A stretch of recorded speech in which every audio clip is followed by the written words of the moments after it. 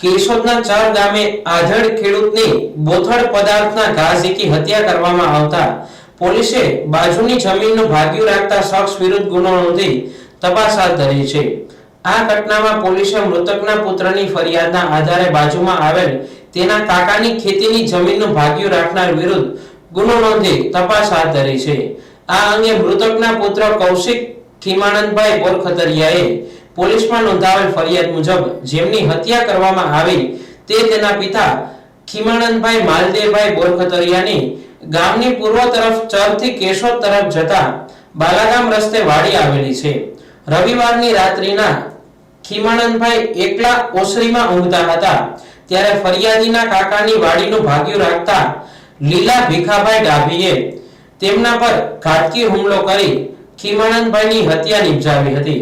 ઘટના સમયે મરણ જનારના પત્ની અને પુત્ર દવાખાનાના કામ સબબ જૂનાગઢ ગયેલ હોય એકમાત્ર પુત્ર વધુ એકલા ઘરમાં સૂતા હતા ત્યારે હત્યારાએ તેમના બારણું સ્ટોપર બંધ કરી આધેડની હત્યા કરી નાખી હતી.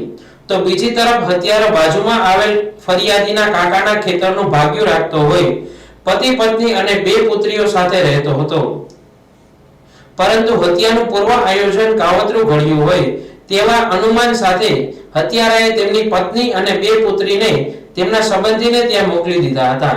જ્યારે ફરિયાદીના કાકાની વાડીએ ભાગ્યું રાખનાર લીલાભાઈ ત્યાં જ રહેતા હોય ત્યારે કૌશિકના દાદા કાકાની ઘરે ઓરડામાં સૂતા હોય હત્યારો હત્યા કરે તે દરમિયાન તેમના દાદા બહાર ન નીકળે તેથી ત્યાં પણ દરવાજાને સ્ટોપર લગાવી દીધી હતી. આ હત્યાની ઘટના બાદ 108 એમ્બ્યુલન્સ ઘટના સ્થળે દોડી આવી હતી. ત્યાં હાજર ડોક્ટરે ખીમાનંદભાઈને મૃત ઘોષિત કર્યા હતા. મારું નામ હરેશભાઈ ભયાભાઈ આહિર, ગામ ચર, વાડી વિસ્તારમાં રહે. અને આપણે અહીંયા જે બનાવ બન્યો ખીમાભાઈ માલદેવભાઈ બોરખતરિયા એની વાડીએ એ સૂતા હતા અને કોઈ અજાણ્યો શખ્સ આવી અને હુમલો કરી ગયો છે. માથાના ભાગમાં વધારે લાગી ગયેલ છે. 108ની ટીમને અમે ફોન કરી બોલાવી.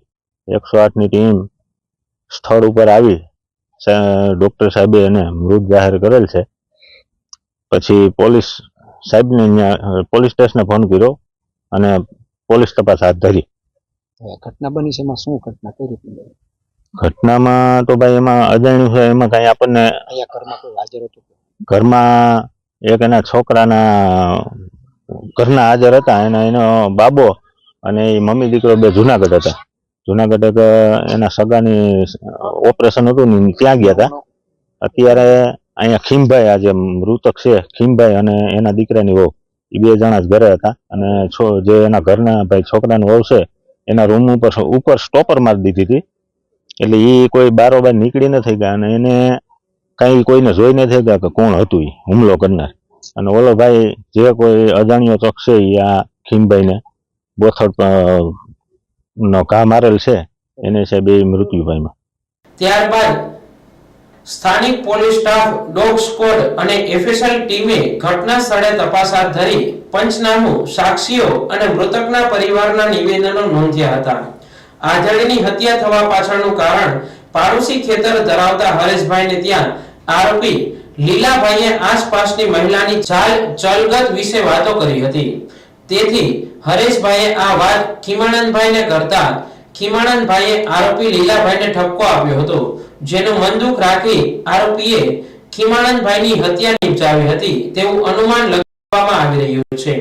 આ હત્યાના પગલે મરણ જનારનો પરિવાર શોકમાં ગરકાવ થયો હતો. પોલીસ તપાસ અધિકારી પીઆઈ જાદવ સહિતના પોલીસ સ્ટાફે આરોપીને ઝડપી પાડવા જુદી જુદી દિશામાં તપાસ હાથ ધરી છે.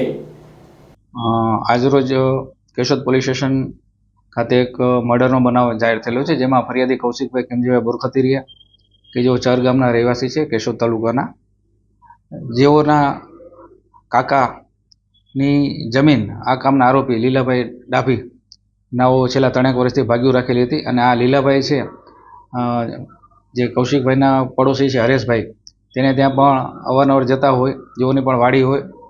અને હરેશભાઈને કહેલ કે તમારી પત્નીની નજર બહુ ખરાબ છે અને એવી રીતે બધી બીજા સાથે ગેરસંબંધ રાખે છે એવી બધી વાત કરેલી, જેથી કરીને ખીમજીભાઈ બોરખતરિયા જે કે ફરિયાદીના પિતા છે તેઓ આ કામના આરોપીને ધમકાવે જે બાબતનું મન દુઃખ રાખી અને ગતરોજ રાત્રિના આ કામના આરોપી ખીમજીભાઈ બોરખતરિયાને કોઈ પણ તીક્ષ્ણ હથિયાર વડે હાથમાં તેમજ પડખાના ભાગે ઈજા કરી અને મૃત્યુ નિપજાવેલ હોય જે બાબતની ફરિયાદ કૌશિકભાઈ ખીમજીભાઈ બોરખતરિયાએ કેશોદ પોલીસ સ્ટેશન આવી જાહેર કરતા કેશોદ પોલીસ સ્ટેશન ગુનો દાખલ કરી આગળની તપાસ હાથ ધરી છે અને આરોપીને પકડી પાડવા તજવીજ ચાલુ છે.